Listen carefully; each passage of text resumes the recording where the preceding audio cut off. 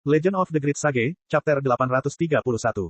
Lantai 2, Lantai 5, Lantai 10. Saat Li Qingshan memanjat, dia menghadapi segala macam musuh yang aneh. Itu semua berasal dari imajinasinya, dan mereka menjadi semakin kuat. Setelah mencapai lantai 13, dia tidak bisa lagi menang dengan mudah, tapi dia tidak peduli. Dia melepaskan kemampuan dan kekuatan sucinya, dan semakin dia bertarung, dia menjadi semakin berani. Dia menikmatinya. N kecil mendukungnya dari samping dengan sedikit kekhawatiran mendalam di matanya. Saya harap, tidak seperti yang saya pikirkan. Dengan ledakan keras, monster logam itu hancur berkeping-keping, dan pintu ke lantai atas terbuka. N kecil, lantai berapa ini? Li Qingshan terengah-engah, dan luka di tubuhnya perlahan sembuh. Musuh semakin kuat, dan dia mulai merasa lelah. Lantai 99. Tapi kalau kita hitung tingginya, seharusnya lantai paling atas berada di atas kita, kata N kecil dengan tenang. Apakah begitu? Saya baru saja bersemangat. Apakah game ini disebut, naik 100 lantai jika kamu laki-laki? Ayo pergi. Li Qingshan tertawa dan terbang ke lantai ke-100 Meraj. Tirai panjang berwarna-warni digantung di istana yang tenang. Angin bertiup dari segala arah melalui pintu yang terbuka, dan tirai bergoyang tertiup angin. Berbagai warna terjalin menjadi satu, menyapu wajah Li Qingshan. Kemudian, dia mencium aroma wangi yang tidak jelas. Pembakar dupa mengeluarkan asap yang mengepul, tetapi bahkan angin pun tidak mampu membubarkannya. Itu melingkari istana seperti kabut. Li Qingshan mengingatkan Little N untuk berhati-hati dan berjalan dengan hati-hati ke tengah istana. N kecil melihat punggungnya dan sedikit mengernyit. Meraj pergi jauh ke dalam awan gelap. Tidak ada ketinggian yang perlu dihitung, dan ini hanyalah ilusi. Li Qingshan segera melihat sesosok tubuh yang mengenakan pakaian berwarna-warni. Punggungnya menghadap mereka, dan dia minum sendirian. Bolehkah aku bertanya apakah kamu adalah Raja Kerang dari Laut Meraj? Li Qingshan membungkuk dan bertanya dengan penuh selidik. Ya, silakan duduk, para tamu yang terhormat. Saya sudah menunggu lama sekali. Raja Kerang dari Laut Meraj melambaikan lengan bajunya dan berbicara tanpa menoleh ke belakang, dan dia sepertinya tidak merasa tidak senang dengan Li Qingshan yang memanggilnya, rekan Daois. Li Qingshan dengan hati-hati mengelilingi Raja Kerang dari Laut Meraj. Wajah melamun dan cantik muncul di hadapannya. Dia berpikir, itu benar-benar seorang wanita. Namun, karena dia berada dalam ilusi, dia tidak berani memastikan apakah yang dilihatnya itu asli atau palsu, jadi dia duduk di depan Raja Kerang dari Laut Meraj. N kecil berdiri di sampingnya dan mengamati Raja Kerang dari Laut Meraj yang legendaris. Sebelum Li Qingshan dapat berbicara, Raja Kerang dari Laut Meraj berkata, kamu bilang kamu membutuhkan bantuanku. Apakah itu untuk racun segudang? Dia menatap Little N dengan setengah sengaja. Benar, hanya rekan Daois yang bisa melakukan ini. Li Qingshan menangkupkan tangannya. Tentu, Raja Kerang dari Laut Meraj tersenyum dan berdiri. Dia berjalan ke arah Li Qingshan dan mengulurkan tangannya ke arah kepalanya. Li Qingshan mengangkat alisnya. Seluruh tubuhnya menegang, dan dia mengepalkan tangannya dengan erat. Dia seperti harimau ganas yang siap menyerang.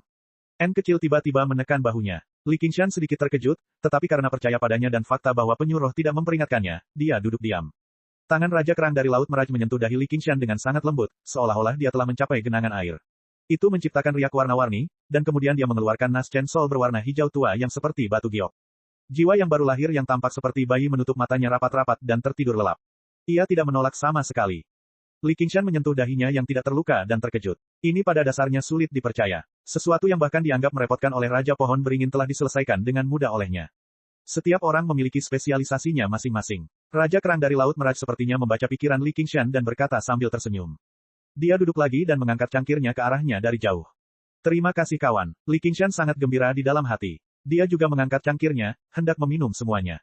Qingshan, namun, N kecil menekan bahunya lagi. Sebelumnya, dia tidak mengizinkannya berkelahi, tapi sekarang, dia tidak mengizinkannya minum.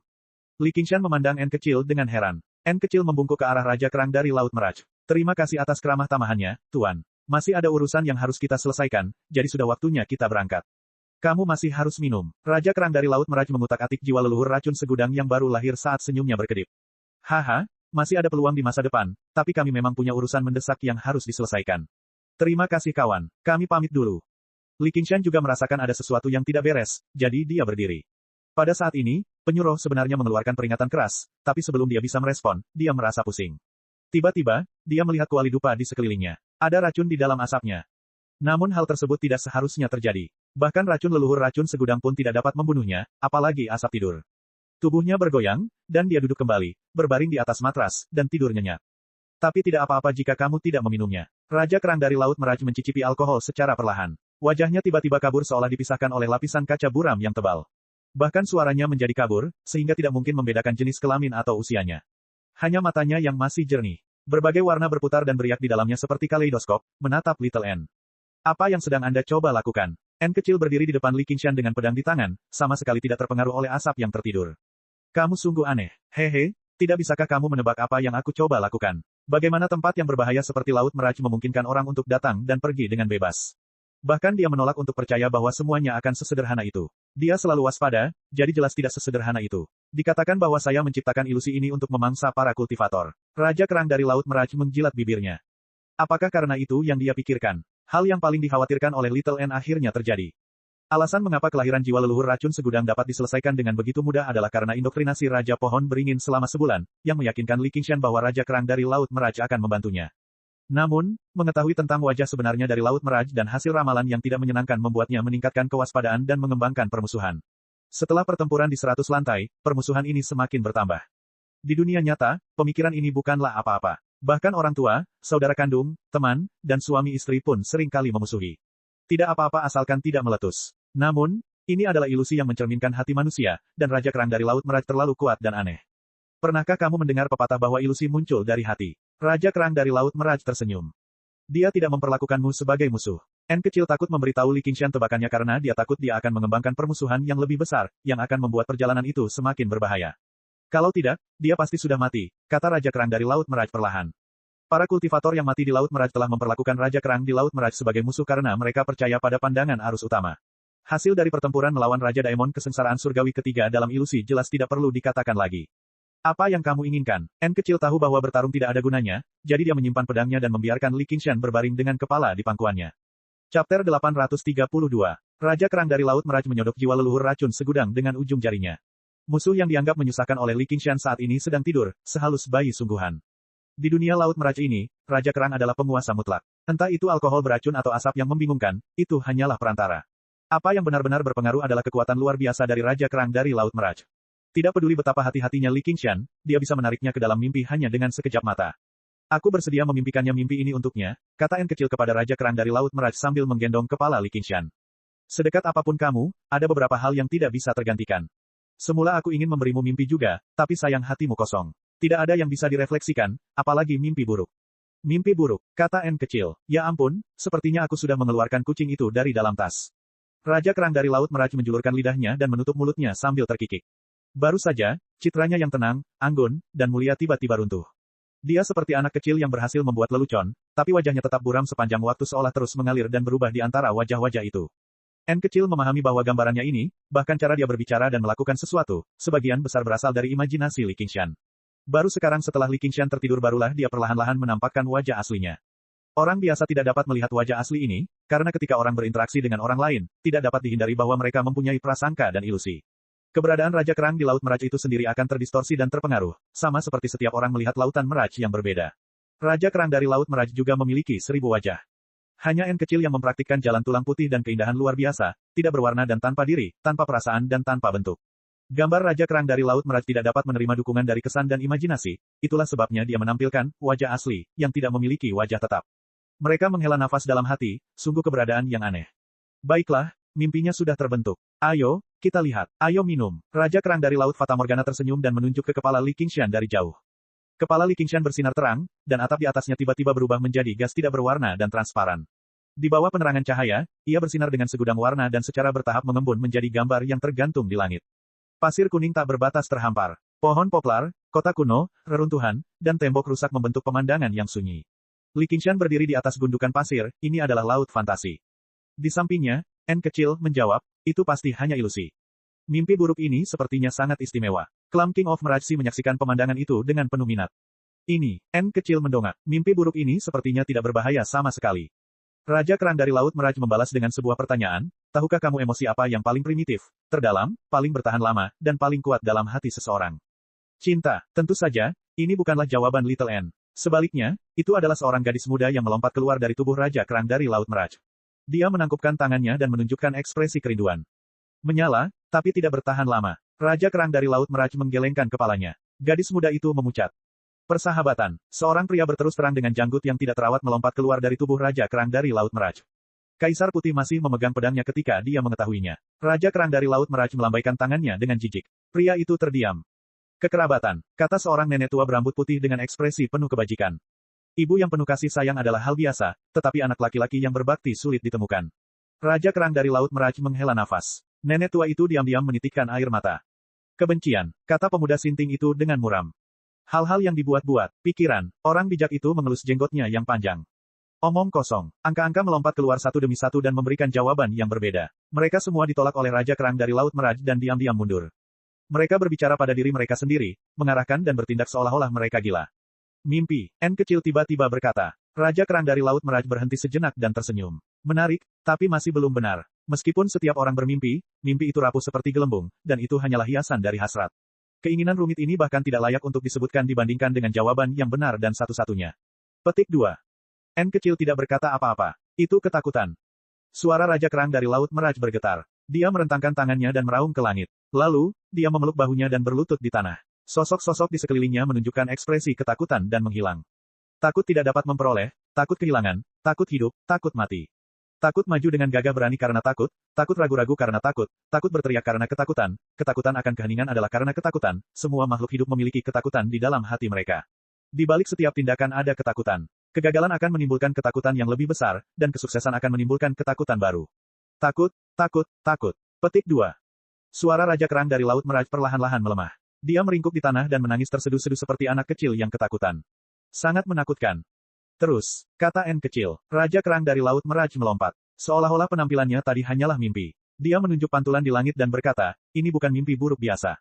Ini adalah bagian terdalam dari hatinya. Ini adalah ketakutan terbesar dan terdalam yang menghilangkan semua keinginan dan mimpi palsu itu. Hehehe, apa menurutmu dia bisa bertahan? Petik 2. Ekspresi N kecil berubah. Dengar, bahkan kamu pun punya rasa takut. Saya mengerti sekarang. Tidak perlu menarikmu ke dalam mimpi sama sekali. Itu terlalu tidak nyata. Yang perlu saya lakukan adalah membiarkan Anda menyaksikan hal yang paling Anda takuti terjadi dengan pikiran jernih. Petik 2. Raja Kerang dari Laut Meraj dengan malang menggosok kedua tangannya dan berbicara dengan nada misterius. Apa ini? Raja Kerang dari Laut Meraj sedikit terkejut dan melihat ke langit. Saat ini, badai pasir pertama dalam pantulan datang. Peluit Oksen datang dari mimpinya dan bergema di seluruh Meraj Seaworld.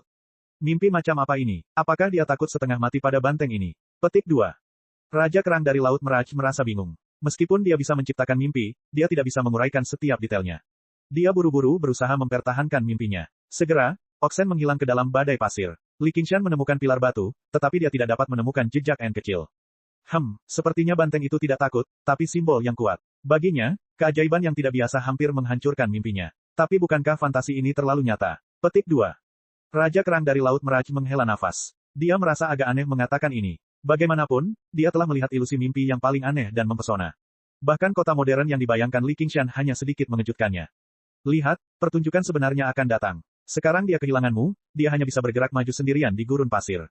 Ketakutannya semakin dalam. Raja Kerang dari Laut Meraj berbaring dengan nyaman dan menikmati mimpinya sambil mengunyah biji bunga matahari. Tiba-tiba, dia bertanya pada N kecil, apakah kamu mau?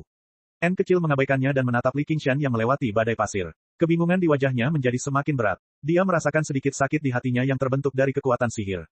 Ketakutan anak ini sungguh tidak biasa. Orang normal hanya akan melihat monster atau musuh menakutkan yang bangkit dari kematian. Perlu disebutkan bahwa saya telah muncul berkali-kali. Namun, keinginan anak ini di permukaan adalah melawan monster dan memanjat gedung.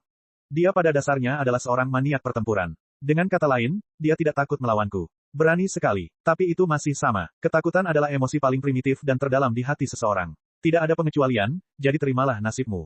Mengapa kita tidak bertaruh bagaimana dia akan mati? Petik 2. Raja Kerang dari Laut Meraj mengeluarkan seember popcorn lagi seolah-olah dia sedang menonton film baru dengan penuh minat. N kecil menghunus pedangnya dan berkata, bangunkan dia segera dan biarkan kami pergi, atau aku akan membunuhmu. Bunuh aku. Raja Kerang dari Laut Meraj menunjuk ke hidungnya sendiri, dan wajahnya yang selalu berubah tiba-tiba membeku. Itu adalah ribuan wajah yang tumpang tindih, semuanya dipenuhi rasa tidak percaya. Apakah kamu tahu siapa aku? Aku adalah Fata Morgana, Laut, 2, Raja, wow, batuk, batuk, batuk, batuk, batuk. Suara Raja Kerang dari Laut Meraj mengguncang ruangan. Dia tertawa liar sebelum terbatuk-batuk dengan keras. Dia tersedak popcorn. Saya tidak memiliki rasa permusuhan sedikit pun terhadap Anda, kata N kecil. Raja Kerang dari Laut Meraj bersandar pada tangannya dan merasa gelisah. Itu benar-benar masalah. Ya, kalau begitu aku akan membiarkanmu memotong sesuka hatimu. Petik 2. Xiao An menebas dengan pedangnya. Raja Kerang dari Laut Meraj menyatukan kedua telapak tangannya dan menangkap ujung pedangnya. Pedangmu agak aneh. Aku merasa tidak bisa membiarkanmu memukulku.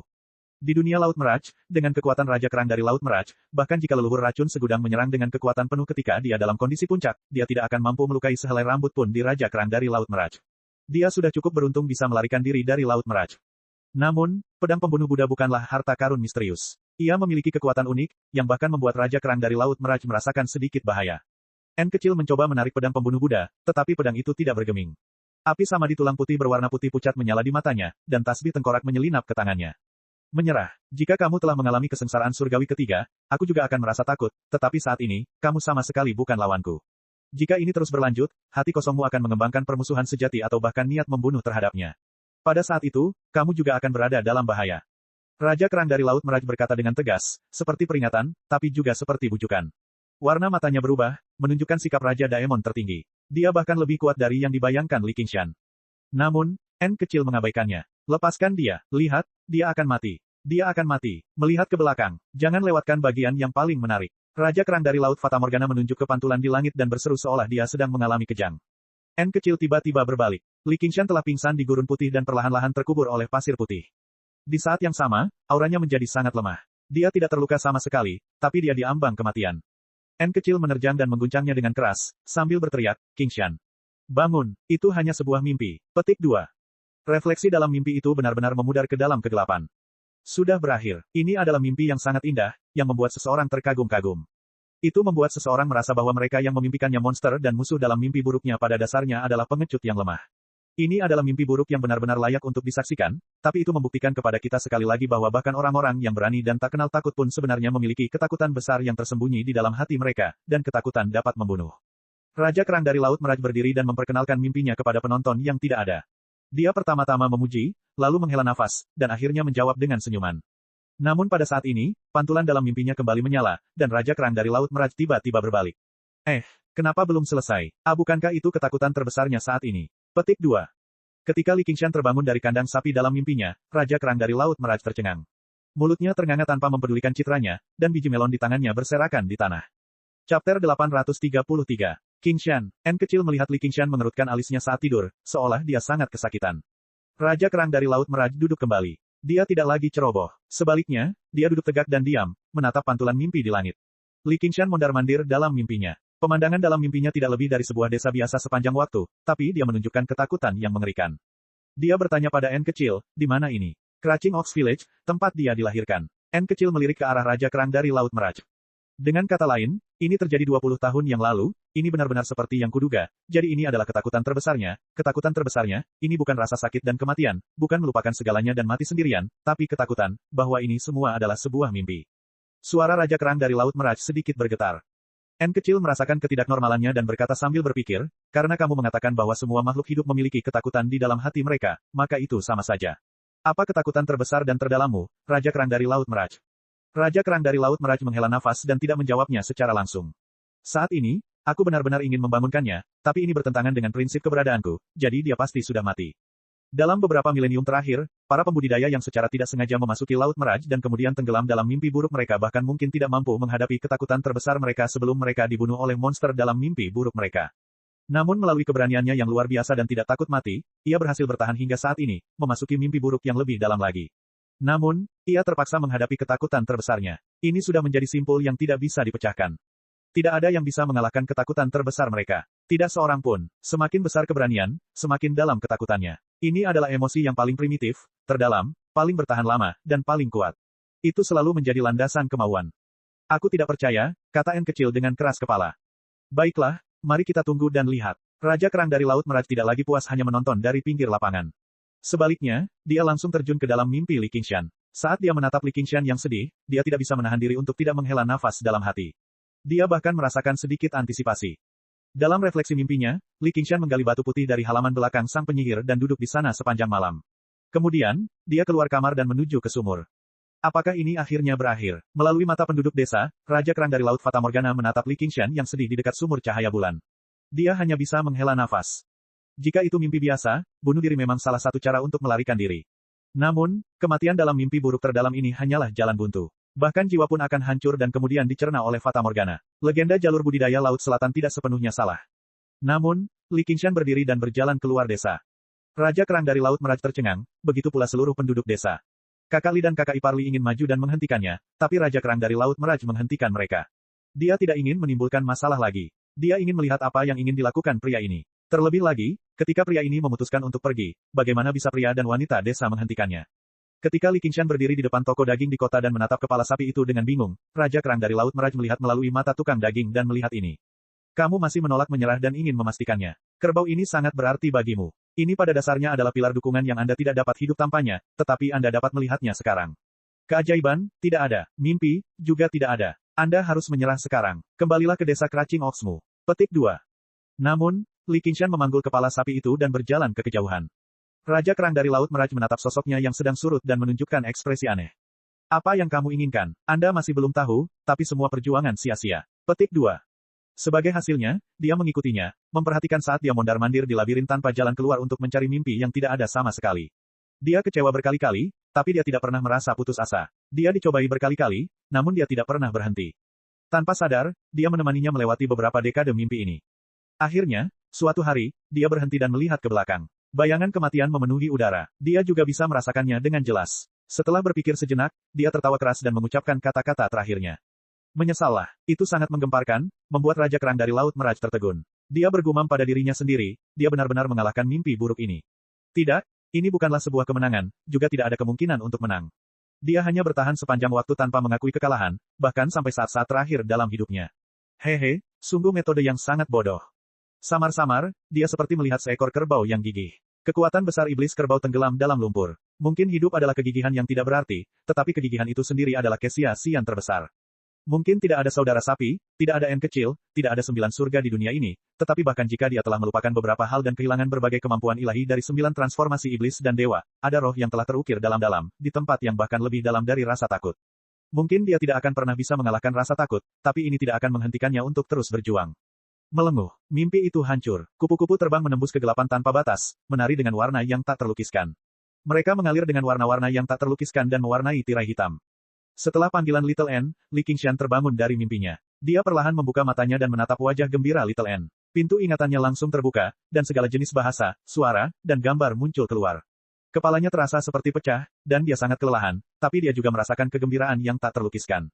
Luar biasa, ini sungguh luar biasa. Raja Kerang dari Laut Meraj bertepuk tangan keras dan tak segan-segan mengungkapkan kekaguman di hatinya. Saat Li Qingshan bangun, penampilannya kembali stabil. Itu adalah wajah yang melamun dan cantik. Raja Kerang dari Laut Fata Morgana. Li Qingshan meraung. Dia segera mengerti bahwa mimpi buruk yang dialami semua karena Raja Kerang dari Laut Meraj. Dia tidak sebaik dan selembut yang digambarkan Raja Pohon Beringin. Dia bahkan lebih marah karena dia menganggap mimpi buruknya seperti film. Aku tahu kamu sangat marah, tapi kamu tidak bisa menyalahkanku atas hal ini. Rekan Little N, sebaiknya Anda menjelaskan kepadanya dan minta dia mengendalikan permusuhannya. Kalau tidak, aku tidak akan bisa menahan diri untuk tidak menyerang. Raja Kerang dari Laut Meraj merentangkan tangannya dan memasang ekspresi polos yang meminta pemukulan. Qingshan, N kecil memeluk Li Qingshan erat-erat dari belakang dan bergumam. N kecil, Li Qingshan sedikit terkejut. Dia bisa merasakan emosinya berfluktuasi dengan hebat. Chapter 834. Beberapa saat kemudian, N kecil menjelaskan keseluruhan ceritanya kepada Li Qingshan. Li Qingshan mau tidak mau menganggapnya sulit dipercaya. Menurutnya, setiap Raja Daemon adalah individu yang sangat kuat dan mandiri. Mereka semua memiliki kepribadian dan pendapat yang berbeda. Terlalu aneh bagi Raja Kerang dari Laut Meraj untuk menunjukkan sikap dan pendirian yang berbeda berdasarkan keinginan pihak lain. Dia tidak bisa tidak mengevaluasi kembali Raja Kerang dari Laut Meraj di hadapannya.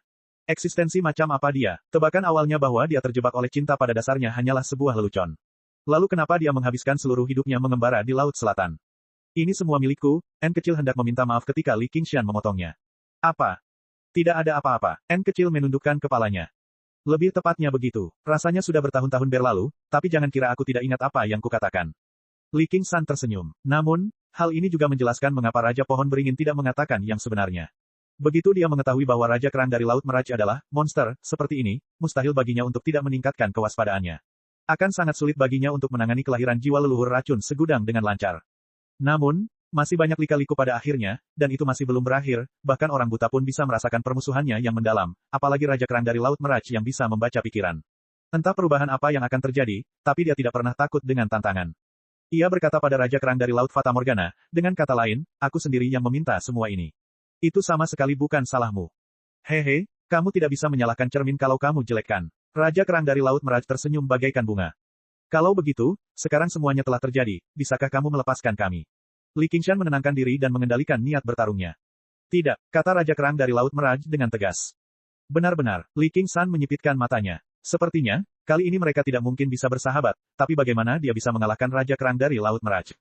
Jangan khawatir, jangan khawatir. Aku tidak berencana menindasmu lagi. Raja Kerang dari Laut Meraj melambaikan tangannya sambil tersenyum.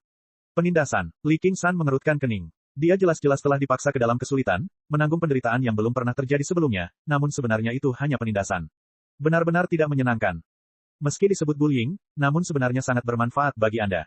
Walaupun Anda memiliki semacam keberanian untuk maju dengan berani, pada akhirnya Anda masih terlalu muda. Tanpa menenangkan pikiran, kecepatan kultivasi Anda akan semakin lambat, dan itu sangat mudah bagi Anda untuk jatuh ke dalam kemacetan. Mimpi ini memungkinkan Anda untuk menghadapi ketakutan di hati Anda. Itu bisa dianggap sebagai pengganti kekuranganmu. Ini lebih jarang dibandingkan obat mujarab ajaib manapun. Meski sedikit berbahaya, kamu harus berterima kasih padaku atas hasilnya. Petik 2. Raja Kerang dari Laut Meraj memiringkan kepalanya dan menatap mata Li Qingshan sambil tersenyum. Ini sungguh sulit untuk dipindahkan. Mungkin saya harus berterima kasih kepada 8 generasi nenek moyang Anda. Li Qingshan melihat ke dalam tubuhnya. Meskipun dia sangat lelah, dia sangat jernih, seperti pedang berkarat yang telah diasah dan menjadi tajam. Dalam hatinya, ia harus mengakui bahwa manfaat yang didapat dari mimpi ini sungguh tak terlukiskan. Pertama-tama, dia memperoleh pemahaman yang lebih dalam tentang transformasi setan sapi. Meskipun dia telah dengan paksa mendorong transformasi iblis sapi ke lapisan kelima, itu seperti anak kecil yang bermain-main dengan pisau besar. Dia tidak pernah bisa menggunakannya secara bebas, hanya mampu menggunakan kekuatan penghancurnya yang besar. Hanya dalam pertempuran melawan leluhur racun segudang dia memahami penggunaan gravitasi bumi. Sekarang, dengan vitalitas barunya, dia hanya perlu mengkonsolidasikannya, dan dia akan mampu melepaskan kekuatan yang lebih besar daripada lapisan kelima dari iblis lembu. Dia hanya bisa menghela nafas. Jadi lapisan kelima dari iblis lembu bisa sangat kuat. Saya mungkin harus menerobos kesengsaraan surgawi ketiga sebelum saya dapat melepaskan kekuatan penuh saya. Saat itu, apakah ada Raja Daemon di dunia yang bisa melawanku? Manfaat lainnya adalah penyuruh menjadi semakin jernih, seperti debu di cermin telah tersapu. Perasaannya terhadap perubahan yang tidak jelas dalam rahasia dan nasib surgawi menjadi lebih tajam. Dan, ketika diterapkan pada kemampuan, secara alami itu memiliki kegunaan yang lebih halus. Tanda-tanda peringatan sudah hilang. Sepertinya tidak ada bahaya lagi di Laut Meraj, tapi Li Qingshan tetap tidak berani gegabah. Raja Kerang dari Laut Meraj benar-benar tidak bisa diprediksi dengan menggunakan akal sehat. Bukankah itu bertentangan dengan prinsip keberadaanmu? N kecil bertanya. Jangan menatapku seperti ini. Aku juga punya pendapat sendiri. Hanya saja aku jarang menggunakannya. Raja Kerang dari Laut Meraj merentangkan tubuhnya dan menatap ke langit. Dia berkata, aku mungkin masih asing bagimu, tapi aku sudah mengenalmu selama bertahun-tahun dalam mimpiku, Li Qingshan. Dengan kata lain, haruskah aku menyebutmu teman lama? Li Qingshan mencibir. Dia tidak merasa terhormat bahwa seseorang mengagumi keadaan menyedihkannya dalam mimpi buruknya. Hehe, itu tidak perlu. Namun, aku harap kamu tahu bahwa aku juga memiliki rasa takut yang sama denganmu, itulah sebabnya aku terjebak di lautan Meraj ini selama beberapa milenium. Raja Kerang dari Laut Meraj mengulurkan tangannya seolah-olah dia sedang mencoba menunjukkan jangka waktu beberapa milenium. Bukankah kamu membuat tempat ini dengan klamki? Li Qingshan bertanya dengan heran. Bukankah kepompong diciptakan oleh serangga? Raja Kerang dari Laut Meraj tersenyum dan memarahi, ini semua salah bajingan itu. Aku hanya bercanda dengannya, dan dia menipuku seperti ini. Semakin dia memarahi, dia menjadi semakin marah. Ia merasa memarahi saja tidak cukup untuk melampiaskan amarahnya. Tiba-tiba, dia melompat, dan seorang pria berjubah naga tiba-tiba muncul di tangannya. Dia menamparnya ke kiri dan ke kanan. Sungguh menyenangkan menjadi seorang kaisar. Senangkah menjadi seorang kaisar? Hah. Petik 2. Li Qingshan memandang Little N dan berkomunikasi, apakah ada yang salah dengan kepala Raja Kerang dari Laut Meraj ini? Tidak ada yang lebih menakutkan dari wanita gila yang kuat. Tidak ada yang bisa menebak apa yang akan dia lakukan di sana. Setelah beberapa saat, Raja Kerang dari Laut Meraj melemparkan pria itu ke samping dan tergeletak di tanah. Dia menghela napas. Lupakan saja, ini masih masalahku sendiri. Ketika dia melihat bahwa dia sudah tenang, dia tiba-tiba menjadi gila lagi. Dia menjambak rambutnya dan berguling-guling di tanah. Mengapa? Petik 2. Lapisan ilusi muncul ke segala arah. Samar-samar mereka adalah ribuan wajah kesakitan yang meratap dan mengerang. Mereka mengandung kekuatan penghancur yang mengerikan yang membuat hati orang berdebar-debar. Raja Kerang dari Laut Meraj, yang mulia, kami ingin kembali. Li Qingshan mundur selangkah. Dia tidak lagi marah pada Raja Kerang dari Laut Meraj. Tidak ada gunanya melawan orang gila. Selain itu, orang gila ini memang terlihat sedikit menakutkan. Lebih baik menjaga jarak. Tidak, Raja Kerang dari Laut Meraj tiba-tiba berbalik, dan ribuan wajah meraung bersamaan. Tekanan yang sangat besar membuat Li Qingshan merasa seperti sedang melihat Raja Naga Laut lagi. Dia balik bertanya, apa lagi yang kamu inginkan? Raja Kerang dari Laut Meraj tersenyum. Langit kembali biru, dan matahari bersinar terang. Itu seindah mimpi. Sebagai hadiah atas penampilan spektakulermu, aku memutuskan untuk memberimu hadiah. Aku sebenarnya tidak menginginkannya, tapi baiklah. Li Qingshan harus mengakui bahwa dia masih penasaran. Seberkas lampu hijau dilemparkan ke arah Li Qingshan. Itu adalah kelahiran jiwa leluhur racun segudang yang tertidur. Li Qingshan menangkapnya dengan hati-hati, dan yang dia dengar hanyalah Raja Kerang dari Laut Meraj berkata, aku sudah sepenuhnya menekan keinginannya. Dia tidak akan melakukan perlawanan apapun bahkan jika kamu menggunakannya untuk menempa artefak. Li Qingshan memikirkan sesuatu dan tiba-tiba memikirkan ide yang berani. Jika dia menggunakan kemampuan ketiga iblis harimau, bersekongkol dengan harimau, melawan lahirnya jiwa leluhur racun segudang, dia bertanya-tanya apakah dia bisa mengubahnya menjadi hantu. Di masa lalu, dia tidak akan pernah berani mempertimbangkan hal seperti itu. Keinginan seorang kultivator hebat terlalu kuat. Jika dia ceroboh, dia mungkin akan mendapat serangan balasan. Namun, itu adalah kesempatan yang dikirimkan dari surga saat ini. Di masa lalu, dia juga telah mengubah sekelompok komandan Daemon menjadi hantu, tetapi jiwa yang kehilangan tubuh dan inti Daemonnya terlalu lemah. Itu sama sekali tidak berguna secara praktis, jadi dia tidak bisa mengganggunya setelah itu, menyerahkan semuanya kepada Little N untuk disempurnakan. Namun, lahirnya jiwa berbeda. Itu adalah kondensasi dari budidaya seorang kultivator hebat. Bahkan jika tubuh mereka dihancurkan, itu tidak akan terlalu mempengaruhi kekuatan mereka. Jika dia bisa mengubahnya menjadi tempat berhantu, itu sama dengan mendapatkan pelayan seorang kultivator yang hebat, dan dia akan sangat setia dan tidak akan pernah mengkhianatinya. Itu akan jauh lebih berguna daripada gulungan sumpah darah atau semacamnya. Kalau begitu terima kasih atas hadiahmu, kawan. Kami akan mengucapkan selamat tinggal. Li Qingshan mengatakan itu dengan tulus. Meskipun dia telah melewati bahaya yang belum pernah terjadi sebelumnya selama perjalanan ini, semuanya akan sia-sia jika dia bisa mendapatkan sesuatu seperti ini. Berhenti di sana. Siapa bilang ini hadiahku? Apakah kamu bahkan punya otak? Anda jelas membawanya sendiri, jadi mengapa saya begitu picik memberikannya kepada Anda sebagai hadiah? Apakah kamu meremehkanku? Li Qingshan. Raja Kerang dari Laut meraih bahu Li Qingshan dan berteriak dengan keras. Katakan, aku yang salah, oke. Li Qingshan menyeka ludah di wajahnya. Untuk pertama kalinya dalam hidupnya, dia sama sekali tidak tergerak oleh kecantikan yang luar biasa. Meskipun dia dimarahi tanpa alasan, dia mulai menantikannya. Hadiah macam apa yang bisa membuat Raja Kerang dari Laut Meraj menjadi begitu serius? Harta karun misterius. Itu terlalu norak. Dia hanya merasa itu seharusnya menjadi sesuatu yang lebih berharga. Raja Kerang dari Laut Meraj tiba-tiba berjinjit dan melingkarkan lengannya di leher Li Qingshan. Dia berbisik ke telinganya, dunia ini adalah mimpi.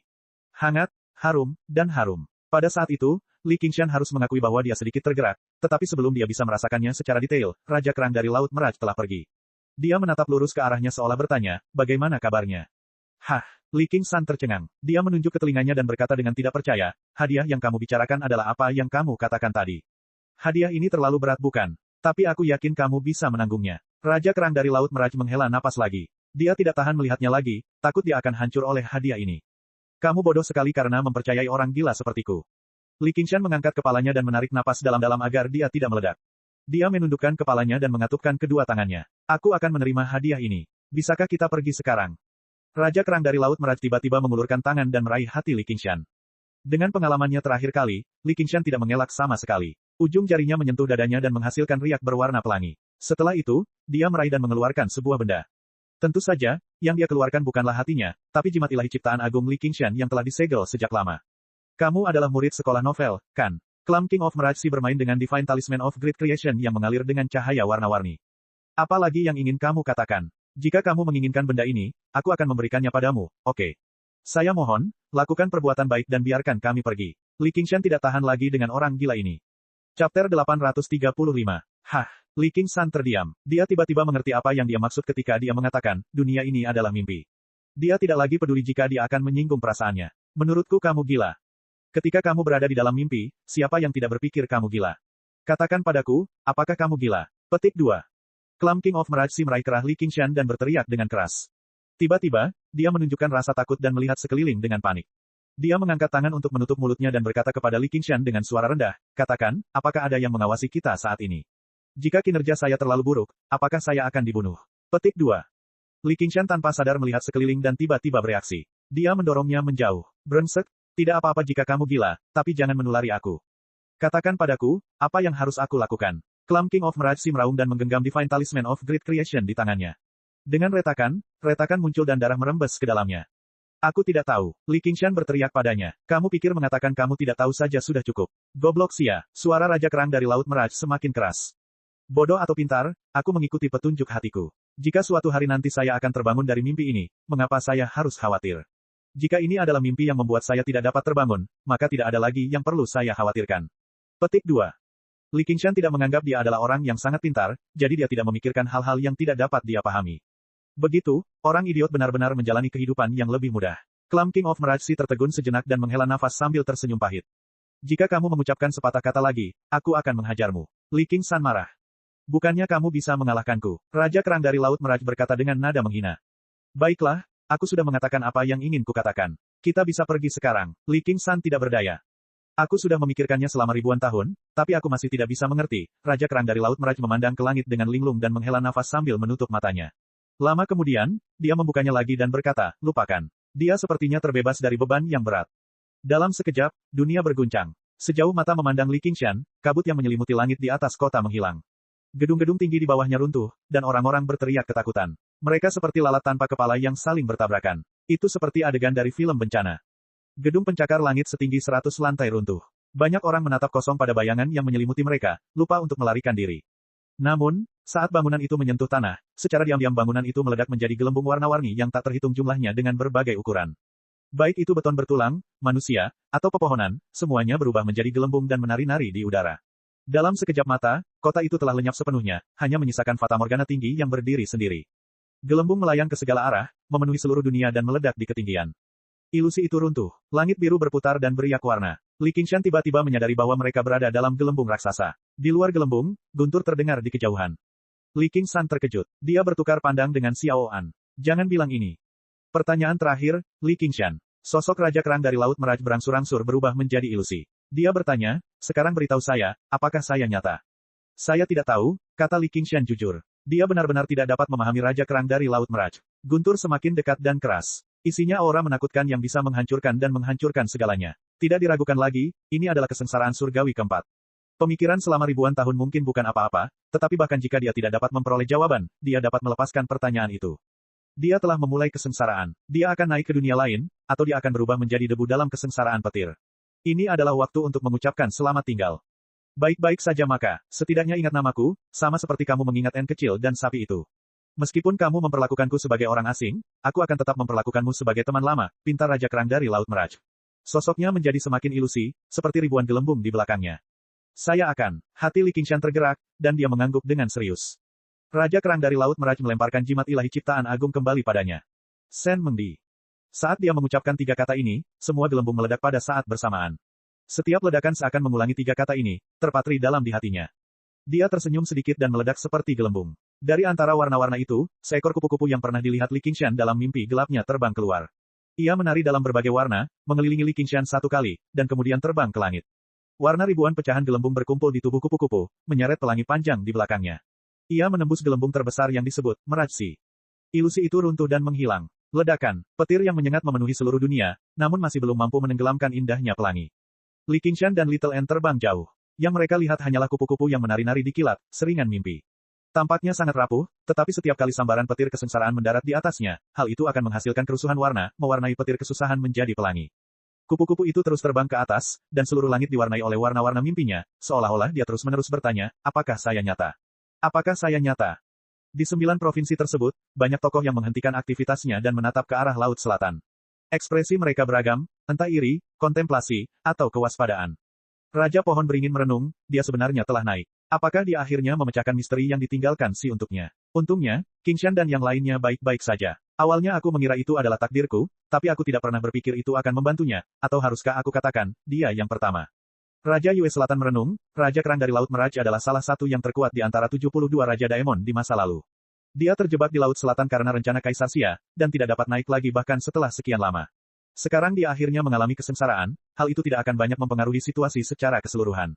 Pemimpin Paviliun Pedang menghela nafas. Kesengsaraan surgawi keempat sungguh dahsyat. Bahkan dari jarak yang begitu jauh, hal itu dapat mengguncang pikiranku.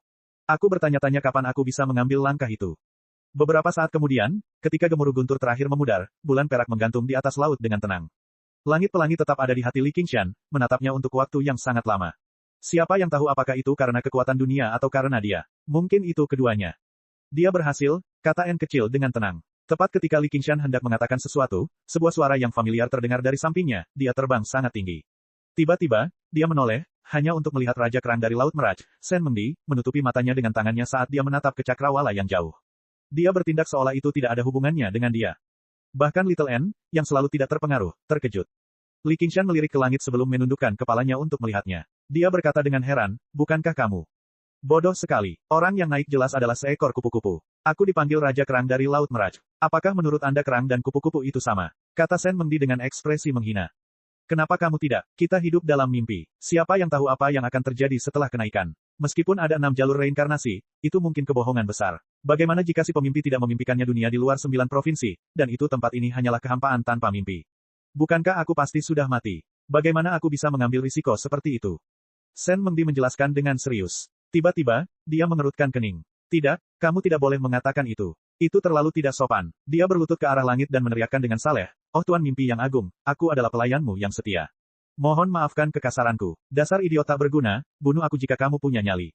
Setelah mengatakan ini, dia melihat sekeliling dengan hati-hati. Namun, angin laut tenang dan cahaya bulan lembut. Tidak terjadi apa-apa.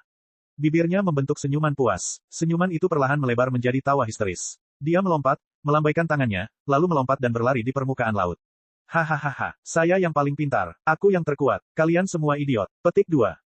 Li Qingshan akhirnya mengkonfirmasi satu hal. Dia benar-benar sudah gila. Namun, dia tidak yakin apakah yang dilihatnya saat ini hanyalah ilusi yang ditinggalkannya, atau apakah kupu-kupu yang terbang menjauh selalu menjadi mimpinya.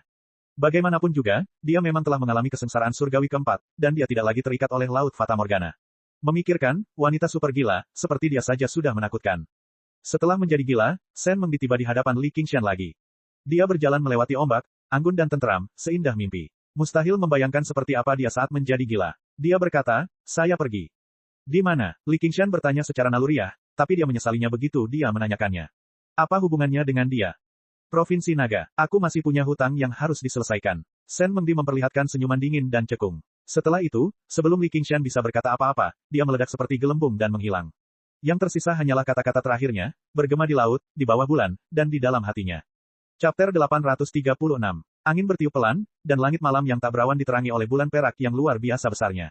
Bintang-bintang di kejauhan membentuk sungai bintang yang gemerlap. Li Qingshan memegang jimat ilahi ciptaan agung dan terdiam untuk waktu yang sangat lama. Semua yang dia alami di lautan Meraj bagaikan mimpi. Dia bergumam pada dirinya sendiri, Shen Mengdi.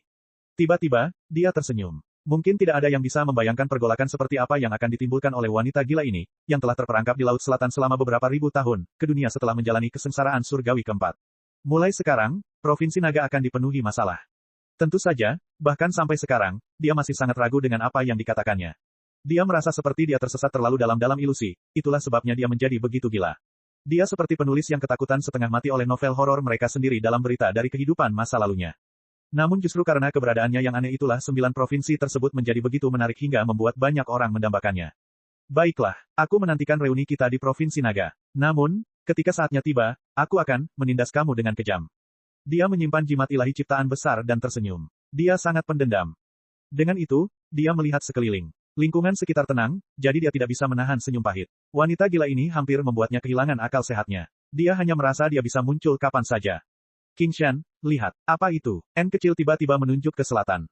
Li Qingshan mengikuti jarinya dan melihat setengah lingkaran menonjol di cakrawala. Itu seharusnya sebuah pulau. Sepertinya itulah satu-satunya penjelasan mengingat seberapa jauh jaraknya. Tapi tadi tidak ada di sana, sebelum Little N selesai, Li Qingshan juga menyadari sesuatu yang aneh. Pulau, itu jelas membesar dengan cepat, mendekati mereka dengan kecepatan yang luar biasa. Laut yang tenang tiba-tiba mulai bergelombang. Li Qingshan memanggil Little N, dan mereka segera terbang ke utara. Pastinya tidak akan mudah menghadapi hal seperti itu. Untungnya, meski mereka mengalami bahaya besar di Laut Meraj, pada dasarnya mereka tidak terluka. Mereka saat ini terbang dengan kecepatan penuh, jadi mereka bergerak sangat cepat. Namun, ketika Li Qingshan menoleh ke belakang, dia terkejut menemukan bahwa pulau itu mendekat dengan kecepatan yang jelas lebih cepat dan lebih besar. Saat Li Qingshan bertanya-tanya bencana macam apa yang akan dia alami, pulau itu berhenti di tempat Raja Laut dari Laut Meraj sedang menjalani kesengsaraannya. Jadi targetnya bukan kita, tapi wanita gila itu. Li Qingshan menghela napas lega. Dia terbang lebih jauh dan menyembunyikan auranya. Kemudian, dia mengeksekusi, cahaya mistik menerangi segalanya, dan memperbesar pemandangan yang jaraknya ratusan kilometer. Begitu besar, Li Qingshan berteriak kaget. Pulau, itu sebenarnya adalah seekor paus raksasa yang panjangnya puluhan ribu meter. Gelombang cahaya di ekornya akan menimbulkan tsunami, dan semburan air akan melonjak ke langit, seolah ingin menyapu terang bulan di langit. Di hadapan makhluk aneh yang sangat besar ini, dia hanya bisa menghela nafas seolah-olah dia telah melihat dewa. Itu adalah Raja Paus Besar, salah satu dari 72 Raja Iblis. Menurut catatan, dia berenang di laut dalam dan tidak pernah sampai ke perairan pantai. Sangat sedikit orang yang pernah melihatnya. Legenda mengatakan bahwa nyanyian pausnya sangat bermanfaat bagi jiwa. Menurutku ini mirip dengan nyanyian Devanaga yang dibawakan oleh Raja Biksu di puncak kesengsaraan surgawi ketiga, tapi pastinya sulit untuk didengar. Petik 2. N kecil memperkenalkan dengan tenang. Sama seperti Raja Kerang di Laut Meraj, ini adalah raksasa di Laut Selatan. Namun, yang satu berenang di laut dalam, sementara yang lainnya terjebak di Laut Meraj. Secerdas dia tidak menyangka akan berpapasan dengan mereka. Tiba-tiba, nyanyian ikan paus yang dalam dan tak terbatas, bersama dengan gelombang laut, terbang sejauh ratusan mil dari laut dan memasuki telinga Li Qingshan. Dia telah mendengar banyak sekali lagu sebelumnya, termasuk musik populer dan musik klasik yang indah. Namun, tidak ada satupun suara yang dapat menandingi kicauan paus yang tak terbatas ini. Rasanya seperti jiwa laut sedang bernyanyi, dan bahkan pikirannya bergetar.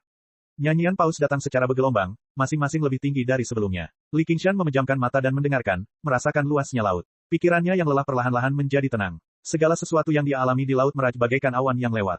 Pada akhirnya, yang tersisa hanyalah nyanyian paus yang khusyuk dan halus yang bergema di benaknya. Setelah jangka waktu yang tidak diketahui, nyanyian paus berhenti. Raja paus besar sepertinya melirik Li Qingshan melalui cahaya mendalam yang menerangi segalanya. Matanya yang gelap seakan membekukan seluruh laut dalam, dan tenteram. Kemudian, ia tidak berlama-lama lagi, berbalik dan berenang menuju kedalaman laut.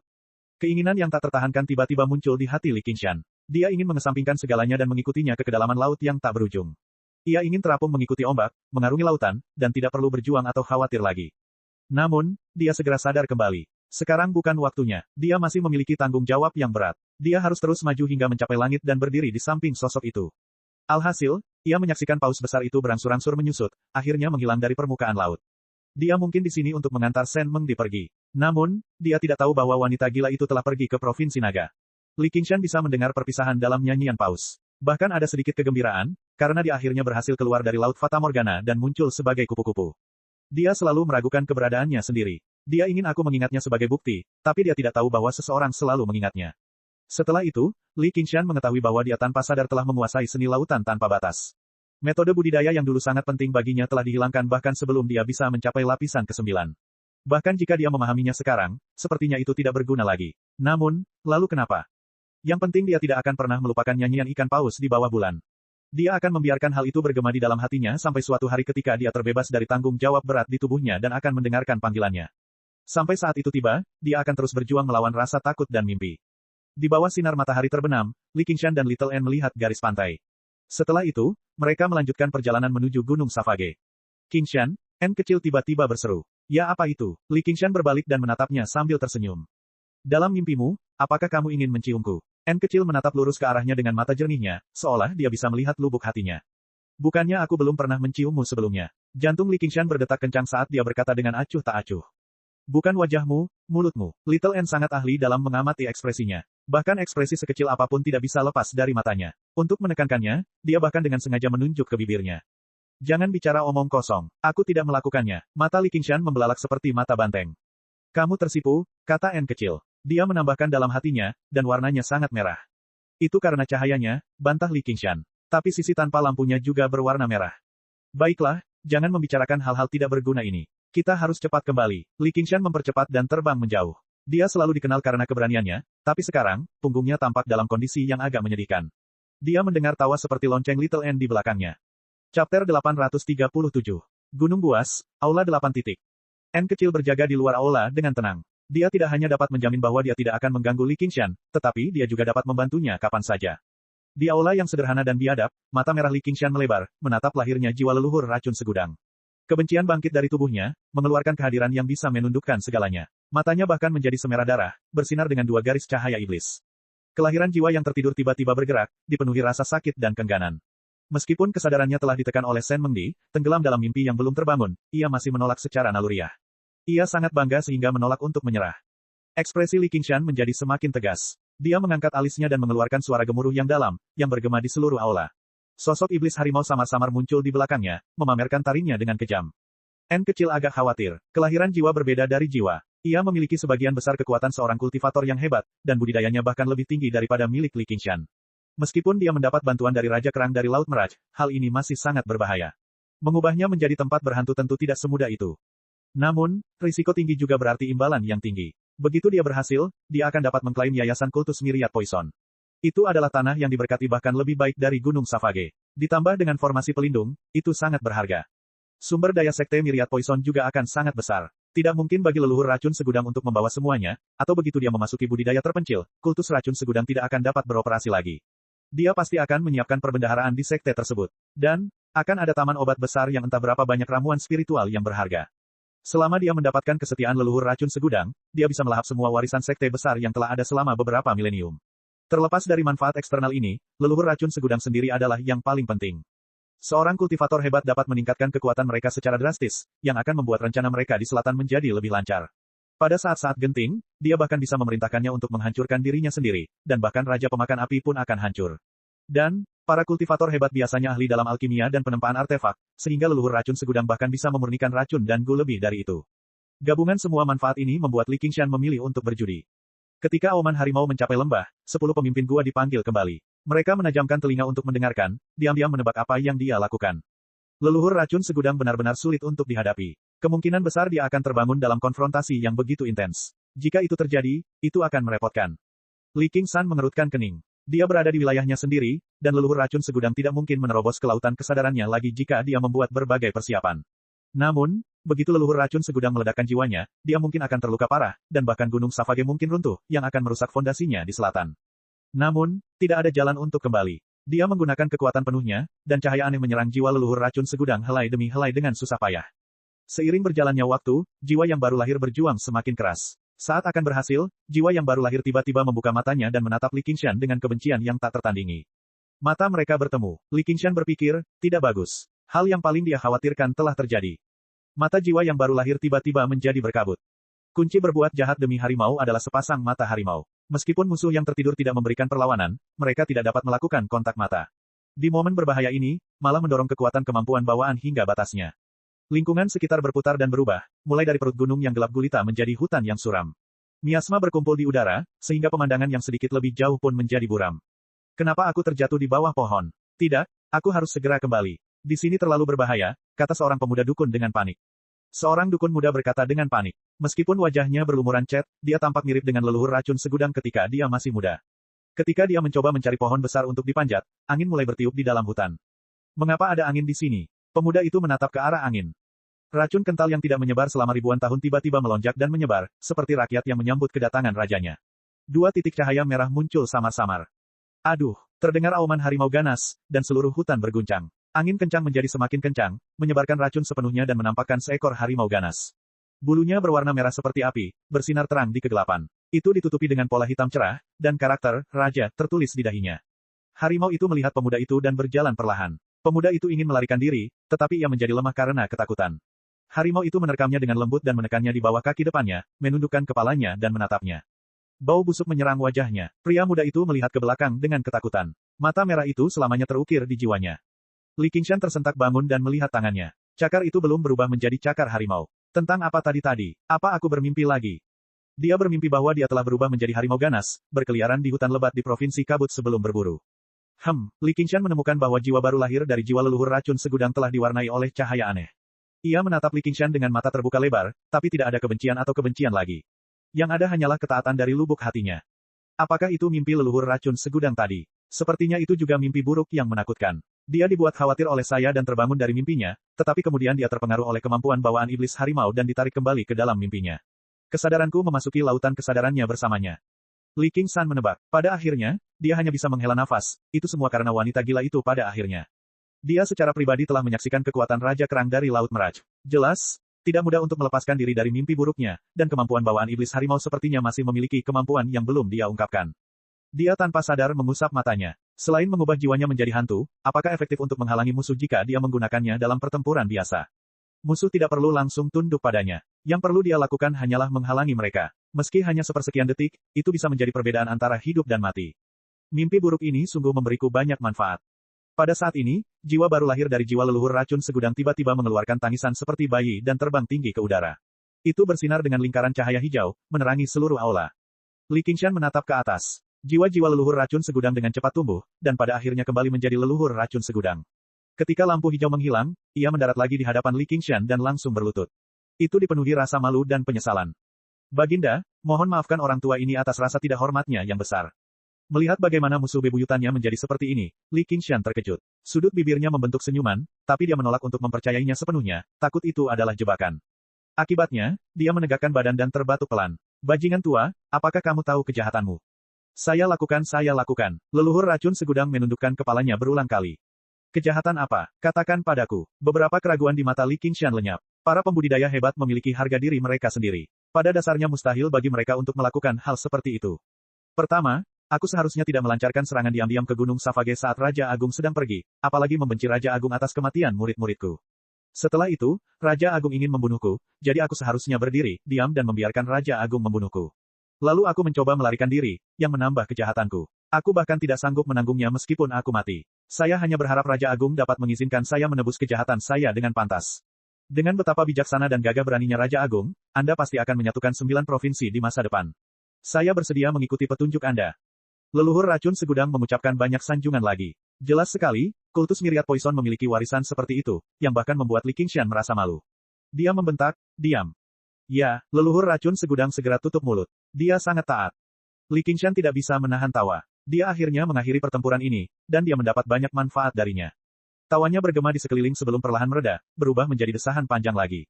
Melihat lawan kuat yang telah melawannya sampai mati menjadi seperti itu adalah hal yang sangat menyenangkan, tapi itu juga membuatnya merasa agak sedih.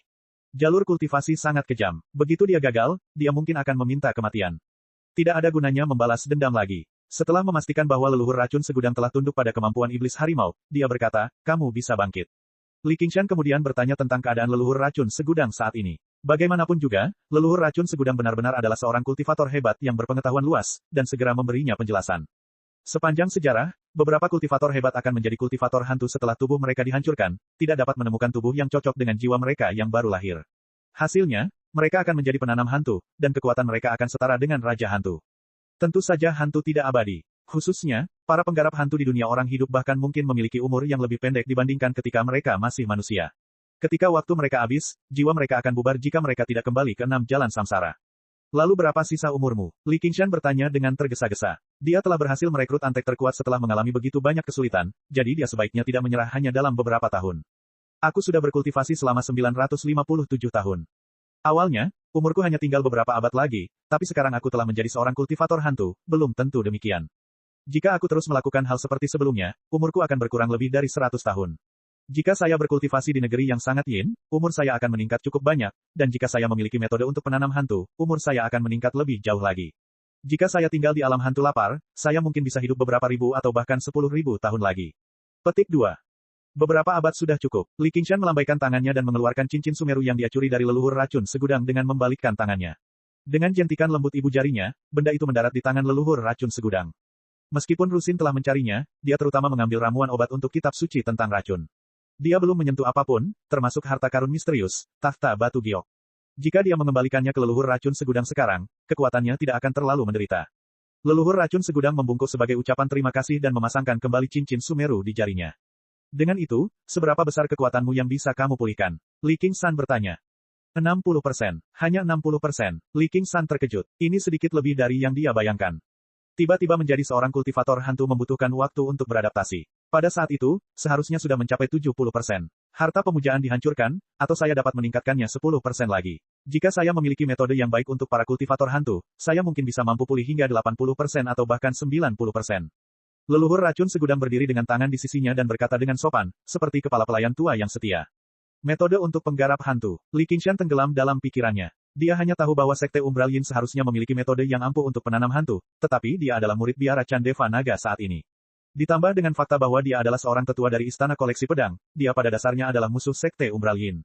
Saya kebetulan mengetahui metode yang layak untuk pembudidaya hantu. Itu dapat memulihkan kekuatannya hingga 100%, atau bahkan lebih tinggi. N kecil masuk dari luar. Chapter 838. N kecil, serta Putri Raja Culai dan Ratu Kegelapan, menaruh harapan besar padanya sejak dia masih muda. Dia berkultivasi dengan rajin. Sekte Umbral Yin memiliki banyak metode kultivasi dan panduan rahasia yang tidak dapat dihubungi oleh murid biasa, tetapi dia dapat membacanya dengan bebas. Sekte Umbral Yin memiliki kitab suci Raja Hantu, sebuah rahasia yang hanya bisa diteruskan oleh para penggarap hantu. Itu mirip dengan Sutra Intan dari biara Chandeva Naga. Ketika Sutra Intan mencapai kesengsaraan surgawi ketiga, Sutra Intan dapat berubah menjadi berbagai vajra sesuai dengan jalur yang berbeda, seperti Raja Penjaga yang tak takut, Raja Penjaga yang tidak mengamuk, Raja Penjaga yang mengamuk, Raja Penjaga yang tak tergoyahkan, dan seterusnya. Namun, dengan kitab suci Raja Hantu, setelah menjalani kesengsaraan surgawi ketiga, ia bisa menjadi Raja Hantu Mata Jahat, Raja Hantu Pemakan Darah, Raja Hantu Pemakan Penyakit Hawar, Raja Hantu Melonjak, Raja Hantu Bermata Seribu, dan seterusnya.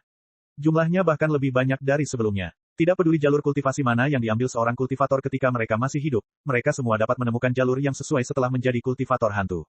Little N awalnya membaca metode kultivasi ini dengan santai, tetapi dengan betapa pintarnya dia jelas memiliki ingatan fotografis. Dia berkata kepada leluhur racun segudang, saya akan menyampaikan kitab suci Raja Hantu ini kepada Anda. Dengan kultivasi Anda dapat beralih ke jalur penggarap hantu dengan sangat cepat dan menjadi Raja Hantu asimilasi racun. Metode Anda dengan kekuatan racun bahkan menjadi lebih baik dari sebelumnya. Terima kasih Pak. Leluhur racun segudang berseri-seri. Meskipun dia telah ditundukkan oleh Li Qingshan dan diubah menjadi hantu, dia tidak kehilangan kecerdasannya. Dia masih merasakan suka, marah, sedih, dan gembira. Itu tidak akan menyulitkanmu, kan? Li Qingshan bertanya pada N kecil. Bagi sekte besar, metode budidaya seperti ini jelas merupakan rahasia yang tidak akan mereka sampaikan. Dibandingkan kemana kita pergi, ini hanyalah detail yang tidak berarti, kata Little N. Cukup adil. Li Qingshan tersenyum. Melihat ke bawah dari atas, berapa nilai sekte Umbral Yin, atau bahkan 9 provinsi. Ada banyak hal yang sama sekali tidak tabu. Jika dia bisa melakukannya, dia akan melakukannya. Ekspresi Li Qingshan tiba-tiba berubah.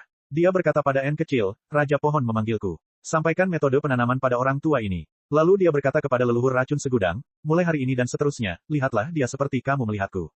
Leluhur racun segudang menerima perintah itu dengan sopan. Li Qingshan tiba di luar perut gunung. 10 pemimpin gua membungkuk bersama dan berkata dengan lantang, salam, yang mulia. Li Qingshan mengalihkan pandangannya ke sekeliling. Meskipun dia tidak sengaja memperlihatkan auranya, setiap master gua merasakan tekanan. Dia tidak bisa menahan diri untuk tidak menundukkan kepalanya. Li Qingshan sedang mempertimbangkan kapan dia harus menggunakannya untuk menguji kemampuan baru yang diturunkan dari Accomplice to the Tiger. Akan sangat bagus jika dia bisa mengintimidasi orang yang masih hidup. Itu akan setara dengan gulungan sumpah darah yang bisa digunakan tanpa batas, dan itu tidak akan terlalu merepotkan. Leluhur racun segudang telah menyerah padaku, memilih untuk bergabung dengan kami. Mulai hari ini dan seterusnya, saya tidak punya lawan lagi di selatan selain Gunung Firemelt. Petik 2.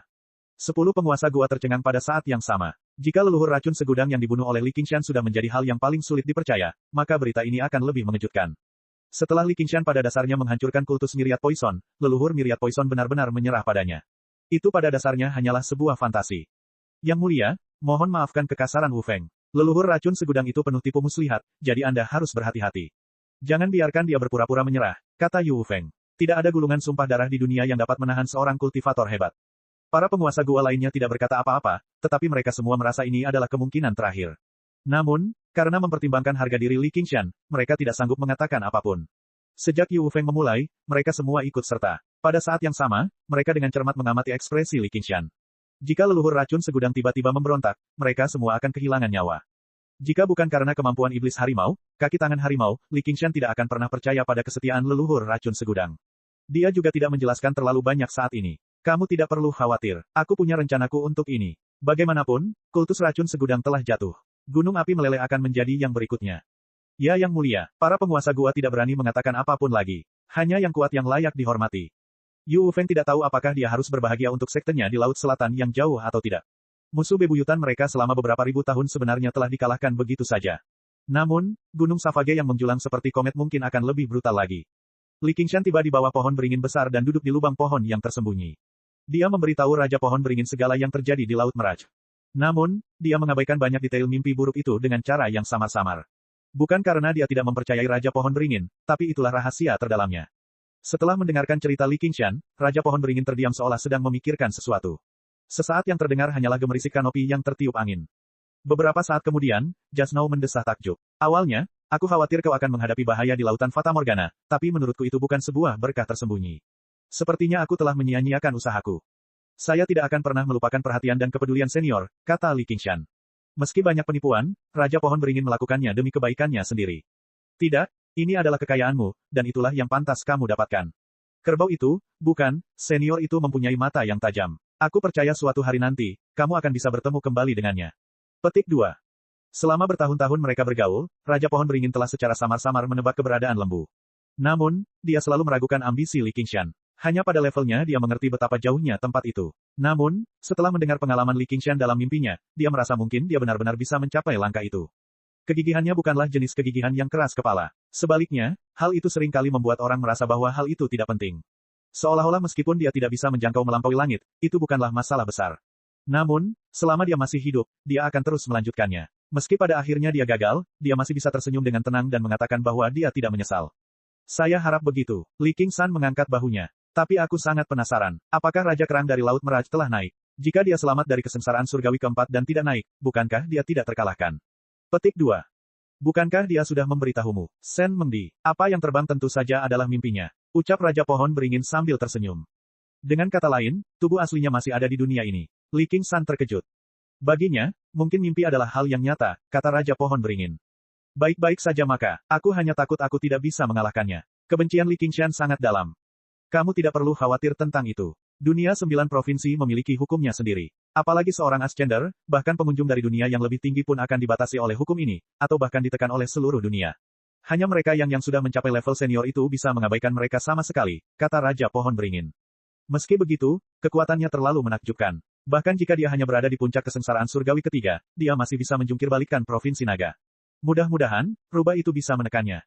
Raja Pohon Beringin tampaknya memiliki pemahaman yang mendalam tentang kegilaan Raja Kerang di Laut Meraj.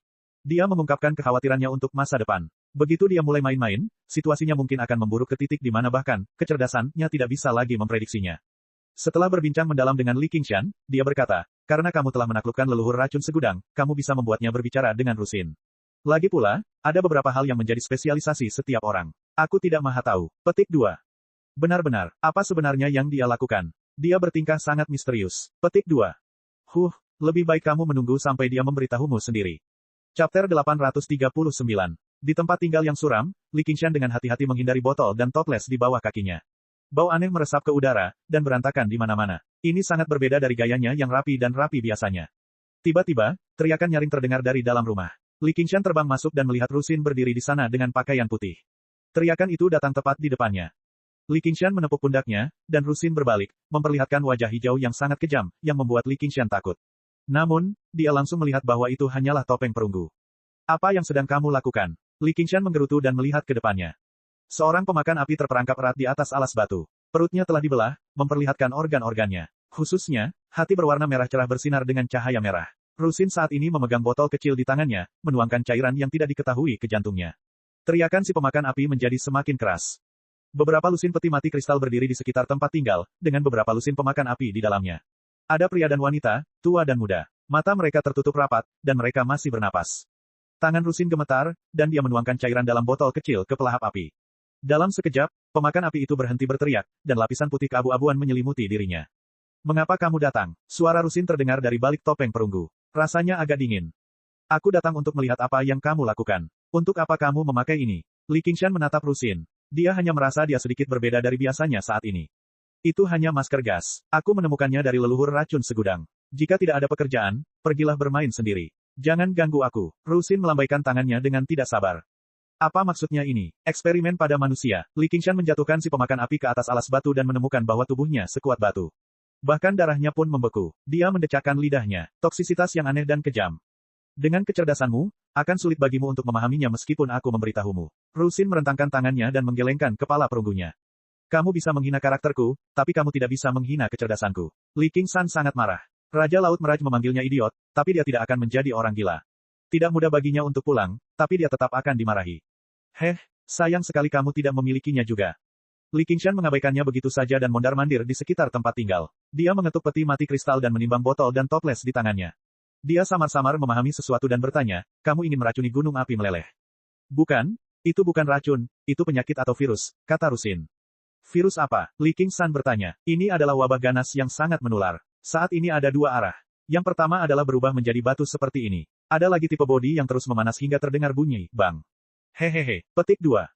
Rusin memberi isyarat dengan tangannya. Ada sedikit semangat dalam suaranya, dan matanya bersinar dengan cahaya yang menyala-nyala.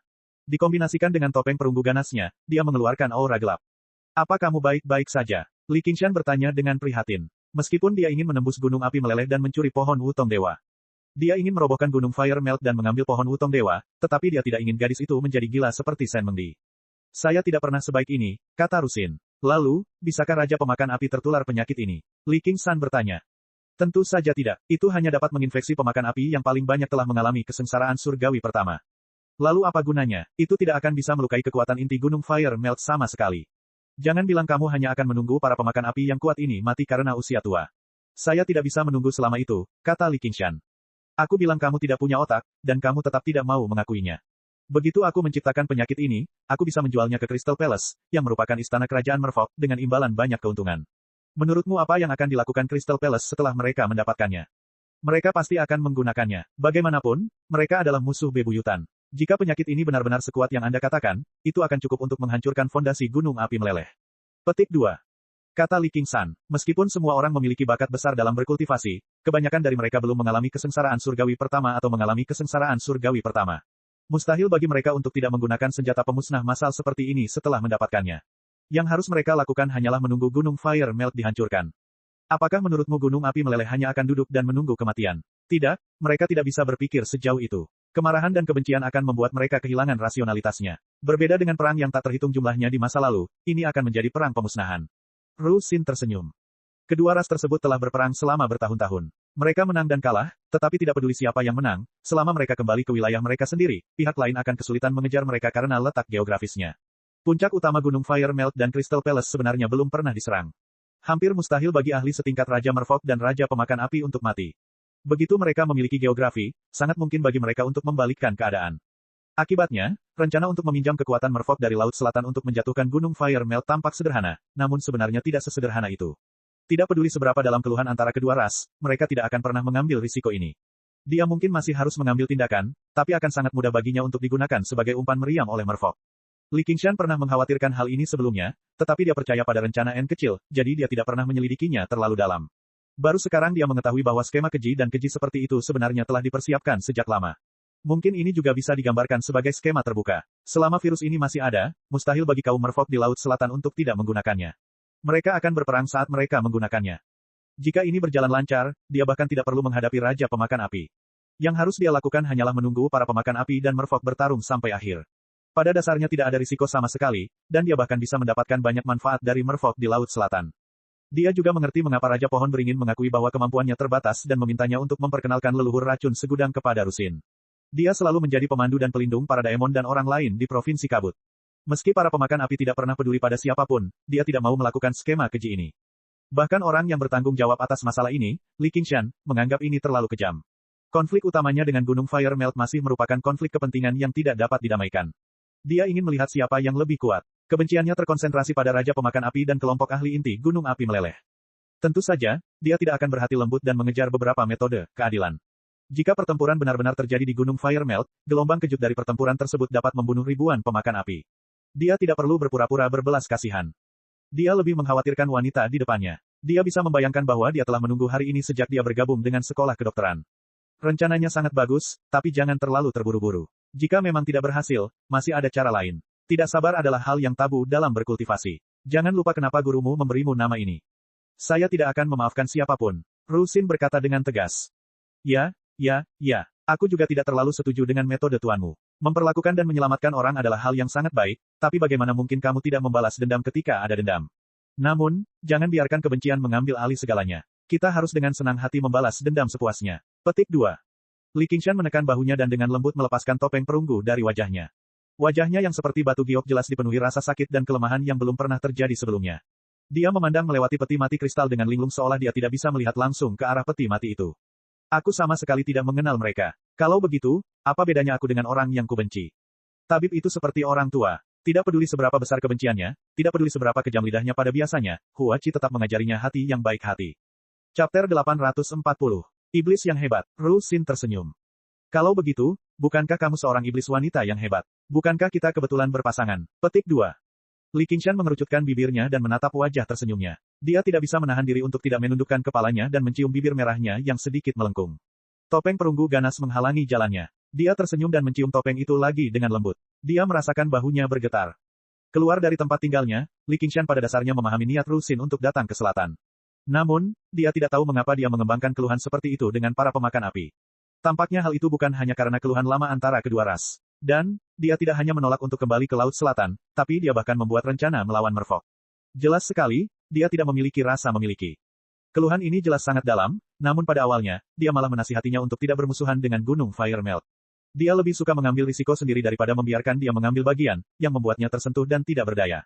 Namun, dia tetap memilih jalan untuk menjadi musuh dengan Gunung Fire Melt pada akhirnya, yang berarti mereka masih berada di perahu yang sama. Rencana balas dendamnya meningkatkan peluangnya untuk menjatuhkan Gunung Fire Melt. Namun, jika dia ingin melaksanakan rencananya, dia harus menunggu setidaknya sampai dia menjalani kesengsaraan surgawi kedua. Meskipun dia mendapat bantuan penuh dari leluhur racun segudang, bahkan menggunakan sumber daya aliran sesat untuk memurnikan virus dan meningkatkan budidayanya, mungkin akan memakan waktu beberapa tahun. Bagi para kultivator, jangka waktu ini tidaklah lama, juga tidak singkat. Itu sangat berharga untuk menghadapi keberadaan kolosal seperti gunung api meleleh. Li Qingshan jelas tidak akan menyia-nyiakan waktu yang berharga ini. Dia memutuskan untuk memasuki budidaya terpencil untuk sementara waktu sehingga dia bisa mengkonsolidasikan pengalamannya di Laut Meraj dan bermimpi. Akibatnya, dia menyerahkan beberapa masalah kepada 10 penguasa gua dan menghabiskan beberapa waktu bersama Ye Liusu dan saudara perempuannya sebelum kembali ke aula. Tak lama kemudian, N kecil juga tiba di aula. Dia telah mewariskan kitab suci Raja Hantu kepada leluhur racun segudang secara keseluruhan, tapi jelas akan membutuhkan cukup banyak waktu baginya untuk benar-benar menjadi seorang pembudidaya hantu. Akibatnya, dia membiarkannya kembali ke kultus racun segudang untuk berkultivasi. Setelah dia benar-benar menjadi seorang kultivator hantu, dia akan kembali dan menunggu perintah. Segala sesuatu yang terjadi di Gunung Savage jelas harus dirahasiakan. Dia harus terus bertindak sebagai musuh dan menjadi pion tersembunyi. Akibatnya, perang antara Savage Mountain dan Myriad Poison Chul tiba-tiba dimulai dan berakhir, menimbulkan berbagai macam spekulasi di dunia luar. Namun, leluhur racun segudang masih hidup, atau mustahil baginya untuk bersembunyi dari rahasia surgawi. Semua orang mengira dia sedang berkultivasi terpencil, menunggu kesempatan lain untuk membalas dendam. Bahkan Raja Yue Selatan tidak pernah mengira dia akan benar-benar dikalahkan dalam pertempuran terbuka dan tubuhnya hancur, apalagi menjadi pelayan. Tentu saja, mereka mengira Li Qingshan tidak akan mengalami masa-masa yang mudah di perbatasan selatan dengan musuh yang begitu besar. Dia tidak perlu lagi menekannya secara pribadi. Yang bisa dia lihat hanyalah apakah Li Qingshan akan meminta bala bantuan kepada biara atau tidak. Beberapa bulan kemudian, tentu saja, Raja Yue Selatan menerima kabar bahwa Li Qingshan telah memperoleh izin Komandan Elang Emas untuk kembali ke Provinsi Hijau secara diam-diam. Li Qingshan terbang di udara, menatap Provinsi Hijau yang sudah lama dia tinggalkan. Dia jelas tidak kembali untuk meminta bala bantuan dari biara Cande Vanaga, tetapi karena geokomunikasi di cincin Sumeru miliknya tiba-tiba hancur. Meskipun ada banyak metode komunikasi di dunia ini, banyak di antaranya yang tidak efektif jika jaraknya puluhan ribu kilometer, atau sangat sulit dan mahal, sehingga membuat komunikasi menjadi sangat merepotkan. Dalam keadaan darurat, dia hanya dapat menggunakan metode primitif ini untuk mengirim pesan. Geokomunikasi dibagi menjadi yin dan yang. Begitu salah satu hancur, yang lainnya juga akan hancur. Li Qingshan memiliki total 4 geokomunikasi seperti ini, masing-masing mewakili hal yang berbeda. Salah satunya adalah dengan Han Qiongzi, menyuruhnya menghubunginya jika ada sesuatu yang mendesak. Satu telah diberikan kepadanya oleh Raja Roh Jangkrik Emas. Dia berkata dia akan memberinya hadiah ketika dia mengalami kesengsaraan dan naik. Satu diberikan kepada Begonia. Awalnya, dia ingin menggunakannya untuk meminta bala bantuan, tapi sekarang, itu telah menjadi sebuah kenangan. Yang terakhir diberikan kepada Chu Danxing. Saat itu, dia setuju untuk menghubungi Li Qingshan setelah kaligrafi 3 absolut diperbaiki. Yang hancur saat ini adalah milik Chu Danxing. Sudah beberapa tahun sejak mereka terakhir bertemu, dan Chu Danxing belum pernah menghubunginya. Li Qingshan hampir melupakan hal ini. Dia menduga dia mungkin tidak bisa memperbaiki harta karun misterius seperti itu dengan budidayanya. Sekarang dia tiba-tiba menghubunginya, bahkan Li Qingshan tidak tahu apakah dia telah menyelesaikan perbaikannya atau menyerah begitu saja. Kaligrafi 3 absolut berbeda dari harta karun misterius biasa. Tidak hanya berisi jalur pedang yang kuat, tapi juga terhubung dengan rahasia makam lukisan. Bahkan kemungkinan besar hal itu sangat penting dalam membunuh Raja Naga Laut. Itu sangat penting bagi Li Qingshan, yang membuatnya agak gugup dan bersemangat. Meskipun dia terburu-buru untuk mengetahui hasilnya, dia tidak menggunakan kemampuan daemoniknya untuk berhati-hati. Sebaliknya, dia dengan sengaja memberikan sedikit aura Li Qingshan. Ketika dia meninggalkan Provinsi Kabut, dia bahkan secara khusus melaporkannya ke penjaga Hawkwolf sehingga tidak ada yang bisa menemukan kesalahannya. Namun, dengan kultivasinya saat ini, dia melakukan perjalanan siang dan malam tanpa henti, sehingga dia tidak bergerak lambat. Beberapa hari kemudian, dia kembali ke wilayah Komando Rui. Dia tiba di hutan pegunungan dengan pemandangan indah dan ki spiritual yang padat. Dia tahu disinilah Chu Xidao berkultivasi dengan damai di masa lalu. Danxing, aku di sini, Li Qingshan tiba sebelum formasi dan berseru. Hanya beberapa saat kemudian formasi terbuka, membiarkan Li Qingshan masuk. Yang dia lihat hanyalah beberapa gubuk jerami yang terletak di tanggul berpasir putih di samping danau batu giok. Kelihatannya sederhana, namun menyatu dengan pemandangan sekitar, membentuk gambaran yang natural dan harmonis. Namun, lingkungan di sekitar gubuk jerami itu ditumbuhi rumput liar, sehingga menghalangi jalan setapak. Tampaknya sangat terpencil. Jelas sekali, sudah lama sekali tidak ada yang mengurusnya. Wajah Li Qingshan tenggelam. Tempat tinggal itu sangat penting bagi Chu Danxing, namun dia sebenarnya tidak punya waktu untuk mengurusnya. Berdebar. Berdebar, berdebar. Li Qingshan mengetuk pintu. Qingshan, tidak perlu bersikap sopan. Masuklah. Suara lemah terdengar dari balik pintu. Itu sangat lemah sehingga sepertinya bisa patah kapan saja. Li Qingshan mendorong pintu hingga terbuka dan masuk. Seseorang saat ini sedang duduk di sofa di depan jendela. Ketika dia melihat orang itu, dia terkejut. Dia berkata dengan heran, Danxing, bagaimana kamu bisa menjadi seperti ini? Chu Danxing bukanlah pria tampan seperti Hua Sengshan, tapi dia tetap lembut dan tampan, menonjol dari keramaian. Namun, wajahnya kini dipenuhi kerutan, dan matanya keruh. Rambutnya putih keabu-abuan, kulitnya kering dan pucat. Dia sepertinya sudah berumur beberapa dekade. Pada saat itu, Li Qingshan pada dasarnya percaya dia sedang melihat Chu Xidao. Dia bahkan tidak terlihat sebaik Chu Xidao. Lebih penting lagi, dia telah mengalami kesengsaraan surgawi pertama sejak lama dan menjadi seorang penggarap yayasan pendirian, tetapi auranya sangat lemah saat ini sehingga dia tampak seperti seorang praktisi Qi yang bahkan belum memadatkan lautan Qi. Melihat Li Qingshan, Chu Danxing berdiri dengan semangat. Dia sangat gemetar hingga hampir terjatuh. Air mata mengalir dari matanya, dan mulutnya terbuka dan tertutup, tetapi dia tidak dapat mengeluarkan suara. Jangan terburu-buru untuk berbicara. Sudah kubilang padamu untuk mengembalikan kaligrafi 3 absolut, jadi kamu tidak harus berakhir seperti ini. Li Qingshan buru-buru maju untuk mendukungnya. Dia menyalurkan gelombang ki spiritual ke dalam tubuhnya dan merasa bahwa budidayanya telah mengalami kemunduran besar. Bahkan jiwanya pun terluka. Dia berada dalam kondisi yang lebih buruk daripada Millipede, yang meledakkan inti Yao-nya sendiri. Cek cek cek cek cek cek cek cek. Rakan-rakan kultivator sekalian, sebelum retret, sila terus berkultivasi untuk jurus subscribe, like, share dan komentar agar sekte novel Sadim terus berkembang pesat.